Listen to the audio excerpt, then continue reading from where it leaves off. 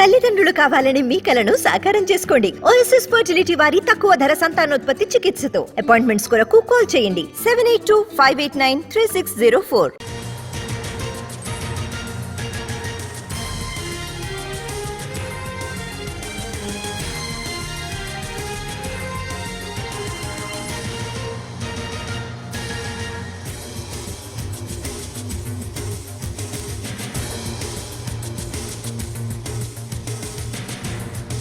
ఏపీలో 5గురు ఎస్పీలపై బదిలీ వేటు పడింది.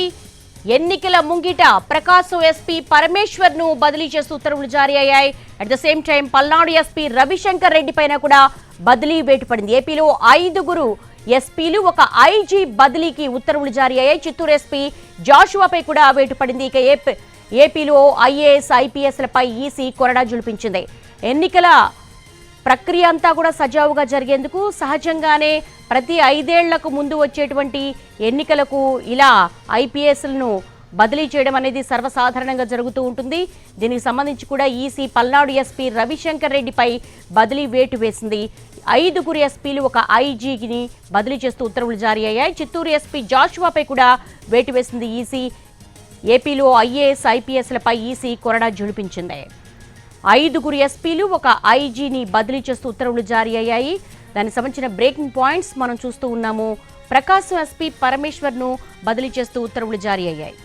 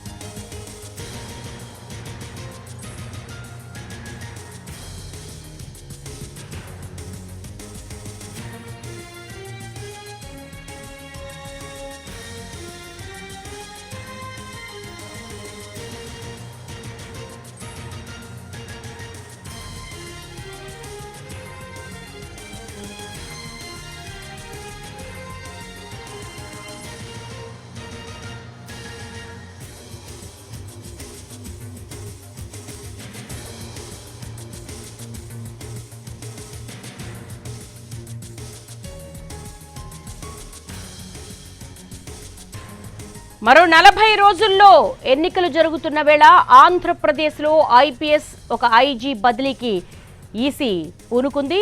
బదిలీ వేటు వేసింది. ప్రస్తుతం బ్రేకింగ్ పాయింట్స్ చూస్తున్నాము. దీనికి సంబంధించి లేటెస్ట్ డెవలప్మెంట్స్ మా ప్రతినిధి పిఎంఆర్ చంద్రశేఖర్ రెడ్డి తెలుసుకుందాం. పిఎంఆర్ చంద్రశేఖర్, ఎన్నికల వేళ ఐపీఎస్ల బదిలీని ఎలా చూడాలి? ఈసీకి ఏమైనా ఫిర్యాదులు అందాయా? అంటే దీనికి సంబంధించి దేవి ఈసీకి ఫిర్యాదులు అందిన మీదట ఈసీ వాటిని అంశాలన్నింటినీ వచ్చిన ఫిర్యాదుల్ని వచ్చిన కంప్లైంట్స్ ని బేస్ చేసుకుని విచారణ చేపట్టిన తర్వాత అలాగే కొంతమంది ఎస్పీలని 3 జిల్లాలకు సంబంధించిన ఎస్పీలను కూడా పిలిచింది. సో ఈ నేపథ్యంలో విచారణ చేపట్టిన తర్వాత కొంత సమాచారాన్ని సేకరించిన మీదటే ఈ నిర్ణయం తీసుకున్నట్లుగా మనకు అందుతున్న సమాచారం మేరకు తెలుస్తుంది. కొద్దిసేపటి క్రితం చీఫ్ సెక్రటరీ కూడా దీనికి సంబంధించిన ఆదేశాలు అందించిన పరిస్థితి కనిపిస్తుంది. మొత్తం పరమేశ్వర్ రెడ్డి ఎవరైతే ఉన్నారో ఎస్పీ ప్రకాశం జిల్లా ఎస్పీ పరమేశ్వర్ రెడ్డిని వేటు వేశారు. అలాగే పల్నాడు ఎస్పీ రవిశంకర్ రెడ్డి మీద వేటు పడింది. అలాగే చిత్తూరు జిల్లా ఎస్పీ పి జాషువా మీద వేటు పడింది. దీంతో పాటుగా అనంతపురం జిల్లా ఎస్పీ అన్బురాజన్ మీద వేటు పడింది. దాంతో పాటు నెల్లూరు జిల్లా ఎస్పీ తిరుమలేశ్వర్ మీద మొత్తం 5 జిల్లాలకు సంబంధించిన ఎస్పీల మీద వేటు పడింది. అలాగే గుంటూరు రేంజ్ ఐజీగా వ్యవహరిస్తున్న జి పాలరాజు మీద కూడా వేటు పడింది. సో వీళ్లలో అటు ప్రధానంగా చూసుకుంటూ అంటే వీళ్లలో ప్రధాని సభకు సంబంధించిన ఏర్పాట్ల విషయంలో కావచ్చు, అక్కడ భద్రత విషయంలో కొంత నిర్లక్ష్యంగా వహించారు. ఇది ఉద్దేశపూర్వకంగానే ఈ నిర్లక్ష్యం జరిగింది అన్న అభిప్రాయానికి ఈసీ వీళ్ళలో కొంతమంది ఎస్పీల మీద, పల్నాడు ఎస్పీ మీద మీద కావచ్చు, అలాగే కొంతమంది ఎస్పీల మీద కంప్లైంట్ వెళ్ళి ఐజీ పాలరాజు మీద కంప్లైంట్ వెళ్ళి, సో ఈ నేపథ్యంలో దాన్ని బేస్ చేసుకుని ఐజీ పాలరాజు మీద పల్నాడు ఎస్పీ మీద కొన్ని చర్యలు తీసుకున్నట్లుగా మనకు అందుతున్న సమాచారం మేరకు తెలుస్తుంది. సో ఈ నేపథ్యంలో ఈసీ సిఎస్ కూడా ఆదేశాలు జారీ చేసింది. వీళ్ళని వెంటనే బదిలీ చేయాల్సిందిగా ఆదేశాలు జారీ చేసింది. దాంతో పాటు కింది స్థాయిలో ఉన్న ఉద్యోగులకి వాళ్ళ బాధ్యతలను అప్పచెప్పి ఈ రోజు సాయంత్రం 5 గంటల్లోగా రిలీవ్ కావాల్సిందిగా కూడా ఆదేశాలు జారీ చేసిన పరిస్థితి కనిపిస్తుంది. మరొక వైపు 3 జిల్లాలకు సంబంధించిన ఎస్పీల మీద 3 జిల్లాలకు సంబంధించిన కలెక్టర్ల మీద కూడా చర్యలు తీసుకున్న పరిస్థితి ఈసీ వైపు నుంచి కనిపించింది.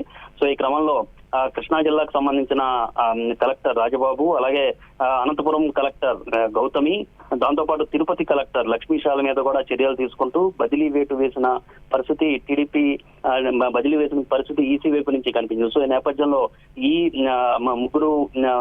3 జిల్లాలకు సంబంధించిన కలెక్టర్ల మీద, అలాగే 5 జిల్లాలకు సంబంధించిన ఎస్పీల మీద, మరొక వైపు పాలరాజు గుంటూరు రేంజ్ ఐజీ పాలరాజు మీద కూడా టీడీపీ కొన్ని ఫిర్యాదులు ఈసీకి చేసింది. అలాగే ఒక టీడీపీనే కాకుండా జనసేన పార్టీ వైపు నుంచి, అలాగే వివిధ ప్రతిపక్ష పార్టీల వైపు నుంచి ఫిర్యాదులు వెళ్లిన నేపథ్యంలో బీజేపీ కూడా ఫిర్యాదులు చేసిన నేపథ్యంలో వీటిని ఒకసారి విచారించిన తరువాత సమాచారాన్ని సేకరించిన మీదట రాష్ట్ర ఎన్నికల అధికారిగా ఉన్న ఎంకే మీనా కూడా విచారించిన పరిస్థితి కనిపించింది. సో ఈ నేపథ్యంలో దీనికి సంబంధించిన రిపోర్ట్ ఈసీకి పంపించిన మీదట మొత్తం పరిశీలన చేసిన తర్వాత ఈసీ ఈ బదిలీలకు సంబంధించిన నిర్ణయం తీసుకున్నట్లుగా మనకు అందుతున్న సమాచారం తెలుస్తుంది. అంటే పిఎంఆర్ చంద్రశేఖర్, ఇవన్నీ కూడా hyper sensitive zones, Anantapuram, Palnadu, అలాగే చిత్తూరు.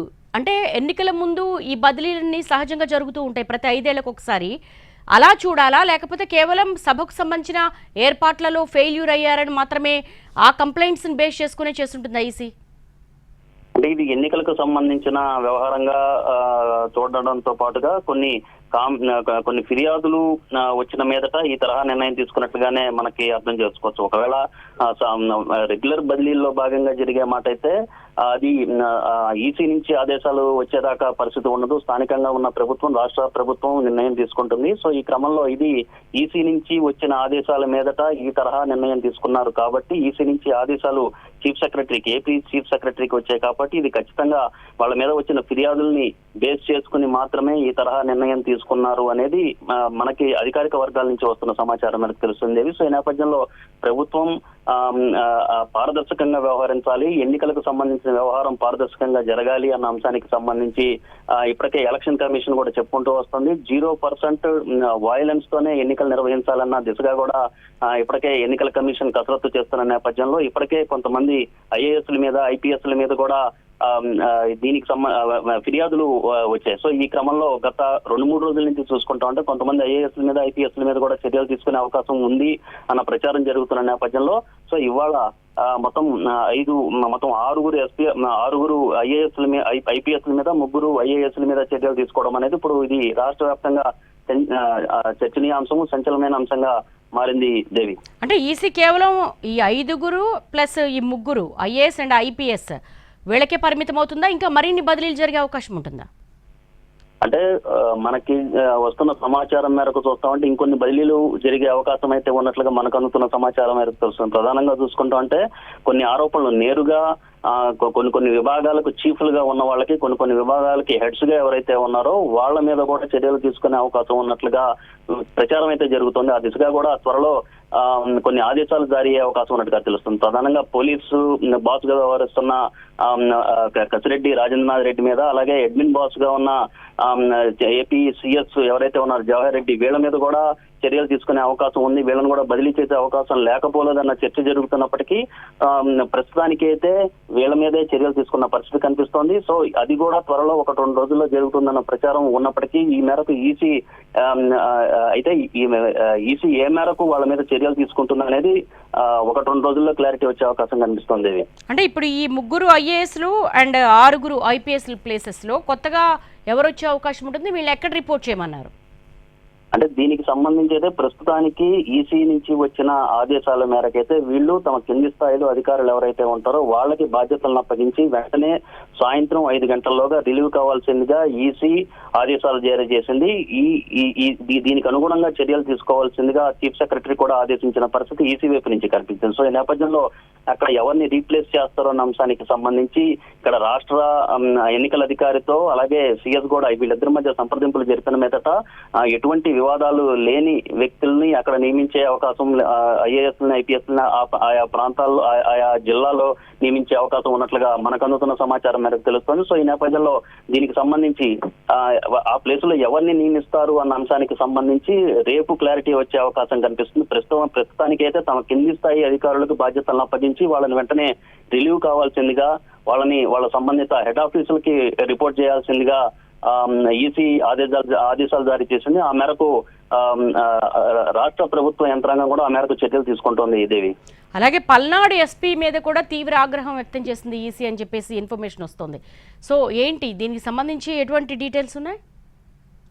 అంటే పల్నాడు ఎస్పీ మీద చాలా కాలంగా ఆరోపణలు వస్తూనే ఉన్నాయి దేవి. ప్రధానంగా చూస్తా ఉంటే పల్నాడు ఎస్పీ ఫస్ట్ నుంచి కూడా తెలుగుదేశానికి వ్యతిరేకంగా లేకపోతే ప్రతిపక్షాలకు వ్యతిరేకంగా వైసీపీకి అనుకూలంగా వ్యవహరిస్తున్నారు. కొన్ని సందర్భాల్లో దూకుడుగా కావాలని మాలిఫైడ్ ఇంటెన్షన్స్ తో తెలుగుదేశం పార్టీని టార్గెట్ చేసుకునే విధంగానే వ్యవహరిస్తున్నారు అనేది పల్నాడు ఎస్పీ రవిశంకర్ రెడ్డి మీద ఉన్న ఆరోపణ. ప్రస్తుతం ఎన్నికల సందర్భంగానే కాకుండా గతంలో కూడా ఇదే తరహా ఆరోపణలు ఆయన ఎదుర్కొన్న పరిస్థితి కనిపిస్తుంది. ఇక తాజాగా జరిగిన ఘటనలు కావచ్చు, తాజాగా జరిగిన ఎన్నికల సందర్భంలో జరిగిన పరిణామాలు కావచ్చు, ఇటీవల మాచర్ల నియోజకవర్గంలో కారు దహనంకి సంబంధించిన ఘటన కూడా ఒకటి జరిగింది. సో ఈ నేపథ్యంలో పల్నాడు ఎస్పీ రవిశంకర్ రెడ్డిని కూడా సిఇఓ ఎవరైతే ఉన్నారో ఎంకే మీనా ఆయన పిలిపించి విచారణ చేపట్టిన పరిస్థితి, ఆయన వివరణ అడిగిన పరిస్థితి కనిపిస్తుంది. అది ప్యూర్గా పొలిటికల్.